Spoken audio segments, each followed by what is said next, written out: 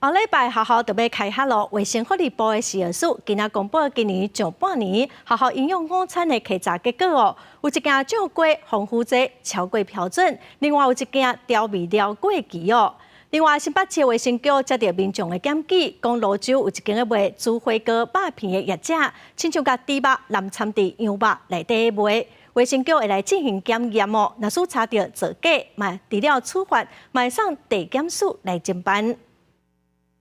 去查证员到新北市泸州这间市场打翻进行稽查，因为卫生局则对民众检举，这间专门卖火锅肉片业者疑似挂羊头卖猪肉。羊肉是用猪肉掺的，稽查人员已经将相关产品查登检验。那检验结果是为掺造假，除了标示无实在，会依是按罚4万到400万，也移送地检署侦办。倘涉参为假冒的话，严重可依违反食品安全卫生管理法第15条第1项第7款，可处7年以下有期徒刑得并科新台币8000万元以下的一个罚金。另外，为保障学生囡仔食校园中昼顿卫生安全，卫福部小署也公布今年顶半年全校校园营养午餐稽查结果，总共稽查7515间的业者，结果有一件正规产品防腐剂超过标准，也有一件桃园市一间国小的灶卡库存的牛头牌红葱酱过期。调味料的部分，我们是在桃园市